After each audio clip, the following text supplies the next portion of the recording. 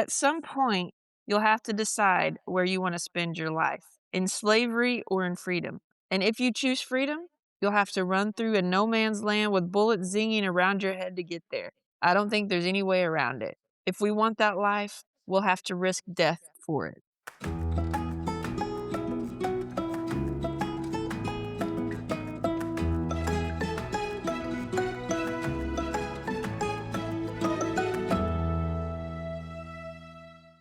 Welcome to the Recap Book Chat. Thank you so much for stopping by today. In the spirit of spring, we are going to dive into the theme of green. Good job. Good connections. Yes. And there's some obvious ones, green eggs and ham and a green Gables, but we have some, you remember that term, lesser, underrated green books that might have went under the radar. And Yeah. thought we'd highlight those. And also just to how do we grow as readers? And I had 3 questions from a book from a guy, Kelly Gallagher, who I really liked. He taught high school. I wrote them down. They're 3. They're basic. What does it say? What does it mean? What does it matter? If you could just do those 3 with yourself, with your children, your grandchildren, what does it say? What does it mean? What does it matter? So like when when you read like Green Ember, how is that going to change you as you live out your life? Is that going to change you? Some books do, I would say. The Oak Golden. Yeah. You know what I'm talking about? What are you going Yeah. to take away? What's your takeaway with that? What does it say? What does it mean? What does it mean? What does it matter? And what does it matter? Okay. Great questions. Just What does it basic. say? What does it mean? Those are great questions. And if we can do that, I think this other book I read, it says answers are closed rooms and questions are open windows. Ooh, I like the analogy. Yeah. And you know how if you've read C.S. Lewis, he is like metaphorically a giant. I mean, he has these metaphors and maybe something is kind of sticky and you don't understand it. And then he uses a metaphor and you're like, oh, I got it. I got it. So if you can have yourself or your kids, if they can we did this and it was very hard for kids at first. And I just said, I think it was February. And I said, love is like, and then they named it. And then you would not believe, and I still remember one kid saying something that didn't make sense to me. And then, of course, I had to ask, but love is like a backpack because it can get heavy. I thought, how can love be heavy? And he said, privately, I went to him because it really, everything's going to be right if you can explain it. But he said, because people that you love can hurt you. Very profound. Yeah. I can't believe I didn't figure that out when he said love is like a backpack, but I was like, yeah. Oh, yeah. It can be heavy. Yeah. And I almost, I was like, well, you're wrong. But there is no really wrong if they can't explain it. I thought he was looking over there at the backpacks hanging up and he was just writing something down. Yeah. That's what I assumed. I said, oh, he's not even working at this. But yeah. So metaphors can help you make meaning. Absolutely. Tell us about Green Ember. What does it say? What does it mean? Well, yes, I would. Before that though, I did want to mention, although I was thinking about it, we're springing forward this weekend. We're recording this. Yes, that's right. Before we spring forward, but actually I was thinking by the time we post this, it'll be after. So if you haven't sprung forward by the time you're hearing this, you're a few days behind. And I have inner resistance from springing forward. I do. I like to fall back. I mean, there's a lot of evidence it causes increased accidents and all this stuff. And the reason that it was initially started was because of World War I. I think because they were trying to conserve fuel. So they had everyone, that's why they did it. Oh, see, now I read a book and it was a picture book for kids that somehow this guy, I mean, it was crazy, but it was a picture book for kids that was true. It said that they did it so he could continue his bug collection and study. So he would have that extra hour daylight after. I mean, I've heard that. Is that weird? I mean, it could be multiple things. He could have lobbied for it, and then the people are like, you know what? Let's save some fuel. But yeah, the Tuttle twins, they mentioned that it was because of World War I. So we'll have to research that. Or you can research that on your own and let us know on Facebook. I know I'm just resistant to it because I'm just thinking it's hard to do something that's stupid. and Yeah, that's what that is. Because yeah, I know there's evidence that there's a lot more there's yeah. wrecks, actually. Yeah, on Tuttle Twins, it was funny 'cause it shows people wrecking and or a head-on collision, and the guy, he's like, "Curse you, daylight savings time!" But that is So, actually true, somebody did their research on that. yeah, Yeah, so it goes up. If we just kinda went with nature, my daughter-in-law always says, "It is what it is." Yeah, it's dark in the winter because it's winter. That's why it's dark. yeah, and that's okay. There's nothing wrong with it. And then, everybody thinks in when it's winter, curl up with a good book, but I also think spring forward and read a book. So, Yeah, either so way, all that's what we're seasons. doing. And so we're hitting the green, which is a great idea, by the way, to be thematic, and we're pulling out green, focusing on that spring, springing forward. And so the green ember, we've covered this in a previous episode. If you want the full kit and caboodle, we will link that in the show notes to our previous episode that covers it.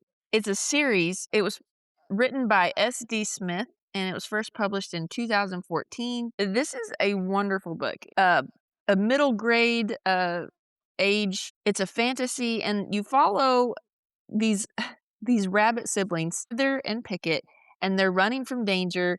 And it's about courage. They have to join like a resistance. There's evil forces at play, and they got separated from their parents, and so it's this world of heroic rabbits, and they have swords, and you have themes of hope and loyalty, standing firm in dark times, and so we can tie that with spring, kind of the promise of renewal after winter, and so it can tie in many ways. But I highly recommend the Green Ember series. This is actually the only one I have read, but we want to continue on the series. So you have. I've listened the audios are great too, by Okay. the way, because they have yeah, I did, Watership Down, which I told you about. Remember when we were looking for Watership Down, I wanted a cheap copy, but Mhm. I ended up just listening to it on an audiobook. It's a classic, but it is rabbits also, good versus evil, but I really loved Green Ember better, but of course it is a series, which you always say,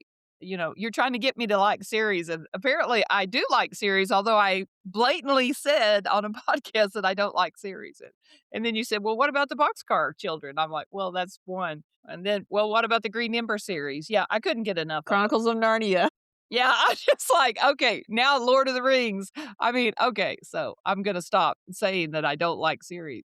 In The Watership Down, you kinda had it was just brutal, and so that was a healing book, The Green Ember. I was like, "Okay, great," because there's some humor in it, and there's some, characters in there that are just, rough characters that are funny. I don't know about you, but when I'm reading, even if it's a hard book, of course, any book, good versus evil, if it has a little bit of humor, I like it better. I like a Mhm. little bit of I call that like salt sprinkled in. You don't wanna overwhelm I know it's a serious book, like, Lord of the Rings, but there's humor in Lord of But the Rings. Gimli and the banter between Gimli and Legolas. Yeah. So it does lighten the load, especially when it starts getting heavy, if you have a little bit of wit in there. Yeah, well, even Yeah. I noticed in the classroom, if I could use some humor, kids respond to that. They like some humor, levity. That's on a MASH show. We need some Mhm. levity. Well, I think that's how MASH survived, and I'm sure that is how, uh, I think that's why it was so popular. I mean, it lasted Mhm. longer than the war, Yeah. so it's still going. But, you mentioned, a book that kinda is heavy, is a little picture book for kids. Mhm. It's called Ruth and the Green Book, and, oh my goodness, did you learn a lot from Ruth and the Green Book? I had never even heard of a green book. I didn't even know what that was. And so this is a book by Calvin Alexander Ramsey and Gwen Strauss. And I think I looked up, it was published in 2010. You gave this to me, but yeah, very poignant picture book. And this is it draws from real history. And so you're following Ruth and her family as they're traveling a 1940s Jim Crow South. So and I didn't even know this existed, but it's called the Negro Motorist Green Book. And because there's a lot of places that they couldn't go to the bathroom, they couldn't spend the night. And Couldn't so get this gas, couldn't get couldn't get gas. gas. Does that Yeah. even make sense to you? No. You know, because they're from the North, they have a new car and, and all this, and it doesn't make sense to Ruth because she hasn't seen that before. But this Yeah. Green Book and that I read that to my class and, that's one of those that really stuck when you read something that you have no clue on, man, the kids were just like, they couldn't believe it. They were just shocked by that. And I think it's good to read widely, and that's Mhm. that's a picture book, but it packs a punch. It really It does. does. And it really represents that what it was like in the segregated world. Like, that Mhm. does seem foreign to us now, but I think it's good to go back and remember that that was a real time in history. Yes. And then to see how they handled it. It was really handled with dignity, and the Black community came together and because they came up with a solution. Because I mean, Yeah. that's an Mhm. injustice, and it shouldn't be there, but they came up with a very good solution. And the Green Book, uh, like, people felt like family Mhm. when they got to one of the spots, and they were very welcoming and And it even has another story about Ruth, and she has her little teddy bear, and that she gives that. yes. I said, "You hit on something there, sis. Focusing on a solution instead of shouting the problem." Mhm. I think that might be a quote out of Lord of the Rings, but talking will not solve anything. Talking. You do have to do something. And I think we're in a culture, our mindset right now, just turn up the volume and whoever's the loudest, people are going to listen to. Instead of somebody went to the trouble of researching this, looking it up, making a list, making a book, and finding a solution. Yeah, like C.S. Lewis says, we don't want to be guilty of generational snobbery and look back and say, well, I would have done it differently. Like I've heard people say, well, why did Eve have to take the fruit? Blah, blah, blah. Well, no, you probably wouldn't have done it any differently Mhm. because people are people. People And are at that people. time, what you've been taught, I'm rereading Gone with the Wind, and Ashley, who's not my favorite character at all, but he said something that was very poignant because he said, we were taught to hate the Yankees, and he doesn't want to be at the in war at all. He said, I'm fighting for something that is not ever going to be, I'm fighting for my way of life, which is outdated. He Mm. knows this. And he said, and I've been taught to hate the Yankees since I was a kid. And that connects with that movie we loved, South Pacific. Remember Yeah. that song? You You have have to to be be. taught to hate. Which is true. Yeah, and I think what reading does, and there is actually evidence of that, if you read widely, it increases your ability to see other sides of things, Mhm. and you're not so narrow-minded. You're saying, "Oh, okay, I see that. I mean, I see how that could," and like this right here, you say, "Wow, it would be hard to just travel. You couldn't get gas, you couldn't go to the bathroom." Mm. So, It opens it pops your bubble a little bit, the yeah. little bubble that we live in, so it helps Mhm. us see outside of ourselves. And to think a different way. So I think Mhm. reading to grow as a reader, you've gotta stretch and maybe read something that's a little different, But little. Powerful Kids book, yeah, Yeah. that's a good one. I'm glad you pulled that one up. I wouldn't have if you hadn't have talked about green. So, give Well, us another green. green book. What's another green one you have? Well, I know it's been a while, but The Last Mhm. Green Valley by Mhm. Mark Sullivan, my word. So good. Yeah. And let me see when we read that, 2022. I think it was published in 2021, so we read Yeah. it right after it came Wow, out. that was one of a rare time I didn't wait for thrift books. But the story of that, I learned so much. This was the one where they were eating grass and their stomachs Mhm. swelled and Yes. Stalin was starving the people. It's a Ukrainian family. Yes. And they're journeying across war-torn Europe, 1944, to escape the Soviet and Nazi horror. Like, we always say the Nazis are bad. I think everybody knows that. But I didn't know how bad the Soviet Me neither. Union, how bad Stalin, like, so these people were in a lose-lose situation. They're leaving one horrible situation and going into another. So, yeah, powerful book. And there's a- and I wrote down on the cover, shadows can't last forever. That was a quote from there. I mean, you see the resilience in the woman in there. And then Mm, there was a sister, her husband had a sister, and it says, I think she doesn't like people because she doesn't like herself. And I've heard that saying before. It's like war or hard times. It doesn't, people say it brings out the worst in people. No, it brings out your true character. That's what happens. It's very revealing. So when someone gets sick and they're grouchy, you say, "Well, he's grouchy because he's sick." No, that was on the inside. It's coming out. Mm, I think that's kind of what because the pretense kind of falls away, and that's what we have. you're right, and that's what this book really embodies, that idea, that the vision of a peaceful, the last green valley, and this is this symbol of enduring hope, that they maintain that in their head while all around them is chaos and death and destruction. But because they have this vision of this hope, they're able to endure. And it's, man, yeah, talk about gritty. Like, oh, And he ends up going to he was like a prisoner of war, so he goes to prison. And then Adeline, she said, yeah, she's the one that said Stalin was worse than Hitler. And I think that's when my radar, because my radar went up to when I was in high school, remembering the picture with Churchill and FDR and Stalin. I remembered that. I was like, wait a minute. Whoa. And so I didn't know. I do have a quote. Here's one from there too. At some point, you'll have to decide where you want to spend your life, in slavery or in freedom. And if you choose freedom, you'll have to run through a no man's land with bullets zinging around your head to get there. I don't think there's any way around it. If we want that life, we'll have to risk death for it. So Mm. they knew the risk. Like, Yeah.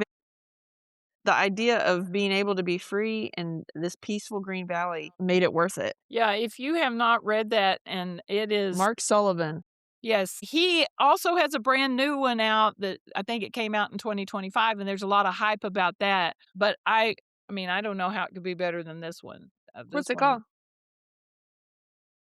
Something that has stars in it, but I saw one of the YouTubers that I follow, she said, "I just can't believe everybody hasn't read this book." Well, I'm kind of that way on this one. This one is underrated. His first one, Beneath a Scarlet Sky, got quite a bit of hype. I don't know why, but well, this is peaceful. This is a peaceful cover. Maybe people think it's a peaceful book. It's Uh, not. it's not peaceful. No. But, Maybe you they know, it's think, funny, well, maybe he's going with the thematic colors, 'cause the first one, under the scarlet is red, and yes. then the green, so Well, somebody in book club at Canadian, they said, let's read. That's why we're reading Gone with the Wind, because Scarlett O'Hara is in there. We're gonna read Beneath the Scarlet Sky, Scarlet Letter, The Scarlet Thread. Somebody picked okay, that out. So that's why I'm trying to be thematic, I guess, because I was like, okay. oh, let's do green, But I was like, man, yeah.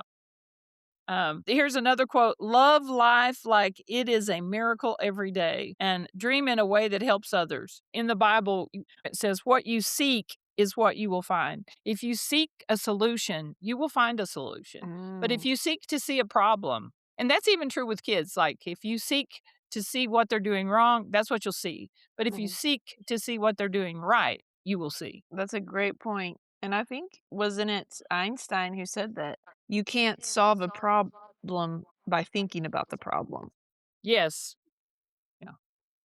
And I think that's we need to be of the mindset, roll up your sleeves and get in there and try, and don't be afraid for a solution not to work. If you're a book lover like our people, they're used to, you read a book and sometimes it just resonates with you. And other times you're like, but I'm glad I read it. Mhm, And just to be honest and be able to reflect that, I think is really powerful, because it helps you to see things. And even a book that I really don't, I'm like, but I say, well, I grew as a reader. First of all, I finished it, which I'm not against putting them down either. I would have probably put down Crime and Punishment if I wasn't reading it with you because it was hard. I think you need a buddy if you're going to read Dostoevsky. I think you need a friend to yeah. help you. Any Russian literature, it is fun to unpack that with someone else, because I do feel like, and we've talked about this before, when you read with someone and you're sharing your thoughts, it expands you even more because you have a totally different lived experience than I do. You have a totally different mindset and ideas about certain things, and so when you read it together, you're pulling out things that I couldn't pull out because I don't have the same lived experience, and vice versa. when you read with someone or with your book club, I mean, you do that with the multiple book clubs. I feel like that's the power in that, is that you're reading a book one time, but you're really getting the benefit of having different dimensions of the book, so to speak. Yeah, and it is good. Like Gone with the Wind, the first line of Gone with the Wind says, "Scarlett O'Hara was not beautiful." And I mentioned that at book club Wednesday, and I said, "So she's not pretty." But they all said, "No, that means she's not beautiful on the inside." But listen to this. It says, "But men seldom realized it when caught by her charm. In her face were too sharply blended the delicate features from her mother, an aristocrat from France, and then the heavy ones of her Irish father." It talks about her having, I don't know how this is possible, a pointed chin and a square jaw. How could you have a pointed chin and a square jaw? Anyway, to me, that's all physical. That's Yeah. not talking about the inside. Yeah, it sounds physical. Yeah, but they had a different, take on that. We haven't talked about it yet. That was just starting it. So I'm going to go back and say, well, that sounds like it's all physical. I do have a last one, and I couldn't find the physical book, but it's a fun one. The one in the middle is The Green Kangaroo. So, we could end like, that's a good. Yes, I I remember like that that one. one because I'm the middle child, so I liked So that. that resonated with you, huh? And it's by Judy Blume, first published in 1969. So this is an early one for her. And you just follow this second grader, Freddie, and obviously he feels overlooked because he's the middle child of this family, but he lands this starring role as the green kangaroo in the school play, and I it totally helps forgot him about that one. find his own spotlight, confidence, and all that, and with his siblings and stuff. But it's a fun one. It's a short one. It's not a picture book. It's one of those small chapter books. It's So great to build confidence, though. I remember mhm. when you read that for the first time, you kinda thought like, "Uh-huh, uh-huh." Chapter book. Yeah, Yeah, look out yeah. now, and it's very short, like, you can read it in one setting, but it's also a very good confidence builder to me. Mhm. I love those kind of books that, you don't wanna give a kid a huge book when they're just starting out. There's, like, super easy chapter books, and then there's really hard ones, but there's not some that kinda strengthen you, that let you Mm. kinda go. I mean, you don't that's to me is so huge. That's great. I love that. Yeah. I just Gift remember that to you. your middle kids will love it. Any middle kids out there. Solomon tells us there's seasons, to everything there is a season, and this is a season for growth, and, let's grow together. Let's grow together. And what a colorful green collection. We have a little green collection, and we can go from middle child feelings to rabbit heroism to wartime survival to civil rights history. Wow. Yeah, Let's that was quite a bit, huh? You pulled it all together with green, so I love that. I really like growth. I love that. I love that you pulled that out. That's the cool thing about spring, that you see it. You're inspired by it. We even have a magnolia tree that's blooming. It's a little early because we had a warm winter, but I walked past that thing, never even don't think it's pretty, and I'm like, "Oh, it's pretty," and my older son said, "Mom, have you ever smelt it?" And I said, "No." I go Ugh, and he said, "You should smell it," and I did. I'm like, "That smells really good." So, kids. I encourage Yeah. you, stop and smell those flowers or magnolia blossoms. And that is like, kids are the great ones to embrace something because, even as a baby, they put it in their mouth. Mhm. They taste Yeah. it. I Experience it fully. well, I just recently read a book. What is the book of Ecclesiastes? And there's parts in the Hebrew there. He's saying that it means taste it with your mouth. Taste it. Everything that we can smell and taste and see. God gave us these gifts, but like you were talking about, you saw it, but you walked past it. You didn't take the time to smell it. Mm. And I Didn't think even that cross fits my everybody. mind to do that, I'm just thinking about, "Oh, I need to unload groceries, I need to get in, da da." I'm thinking of in the future. I'm not being Yeah. in the present, so But it's but funny that he said, "Have you ever smelled it?" Of course, he's and I probably hadn't. not thinking about getting in the groceries. He's thinking, "How can I not get in the groceries?" Probably. But That's what I would be doing. the fact that we've had these trees for probably 7 years and I've Ooh, never smelt them, so it's not like I can't yeah, really you're put not always excuse. carrying in groceries, are you? No. No. So I've never stopped and smelled them. So and not that they're always blooming, so, I mean, Yeah. I do but still, I've had opportunity. Yeah, you know that is that a song or a phrase, "Stop and smell the roses"? But, I mean, I think our society, we rush. We We rush, do. rush, rush. So slow down. Try to slow down Yeah, and enjoy the spring. Spring has sprung. Keep reading, keep growing, and enjoy that extra hour of evening light. yeah. I'm not gonna no comment. If you can't say something good, don't say anything at all. But that is a wrap on our green theme. And we are so thankful for you stopping by. We love it. We are honored to get together with other readers. Let's connect. To reflect. We'll catch you on the next one.